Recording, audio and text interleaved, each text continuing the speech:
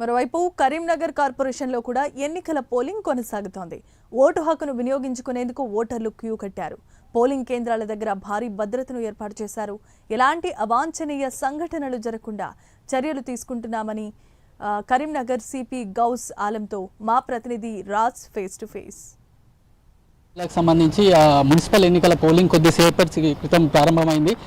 దాదాపు 900 మంది పోలీసు బందోబస్తుతో పటిష్ట బందోబస్తు అయితే కరీంనగర్ కార్పొరేషన్కి సంబంధించి ఏర్పాటు చేశామని సిపి గౌస్ ఆలం గారు అయితే చెప్తున్నారు. ఇదే అంశంపై మనతో మాట్లాడడానికి కమిషనర్ ఉన్నారు మనతో. వారిని అడిగి మరిన్ని వివరాలు తెలుసుకుందాం. సార్ చెప్పండి, మున్సిపల్ ఎన్నికలకు సంబంధించి మొత్తం కరీంనగర్ జిల్లాకు సంబంధించి ఎలాంటి భద్రతా ఏర్పాట్లు చేశారు? నమస్కారం. ఈరోజు కరీంనగర్ జిల్లాలో 3 మున్సిపాలిటీస్ అండ్ కరీంనగర్ మున్సిపల్ కార్పొరేషన్లో ఓటింగ్ స్టార్ట్ అయింది. 7 o'clock స్టార్ట్ అయింది. అన్ని చోట్ల ప్రశాంతంగా జరుగుతుంది. ఈ సెక్యూరిటీ భద్రత కోసం టోటల్ 1300 పోలీస్ సిబ్బందికి డిప్లాయ్మెంట్ చేయడం జరిగింది. ఇక్కడ కార్పొరేషన్ ఏరియాలో కూడా more than 900 police persons have been deployed. ఇప్పుడు more than 60 police patrolling parties area domination చేస్తున్నారు. And we are sure that we'll complete this election peacefully. Thank you.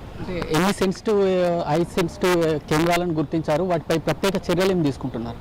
Total polling స్టేషన్లో 2 categories ఉన్నాయి. ఒకటి నార్మల్, ఒకటి critical.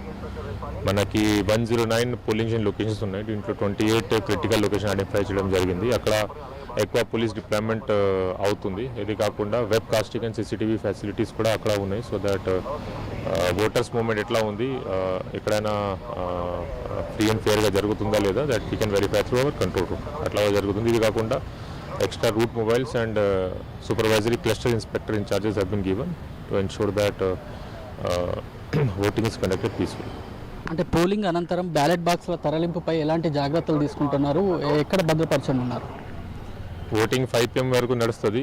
Voting అయిపోయిన తర్వాత polling staff and polling మెటీరియల్తో పాటు with cold ballot boxes మన police సిబ్బంది కూడా సేమ్ రూట్లో వెళ్తారు. రూట్కి సెక్యూరిటీ ప్రొవైడ్ చేయడానికి ఆర్మ్డ్ రూట్ ఎస్కాట్ పార్టీ కూడా ఉన్నాయి.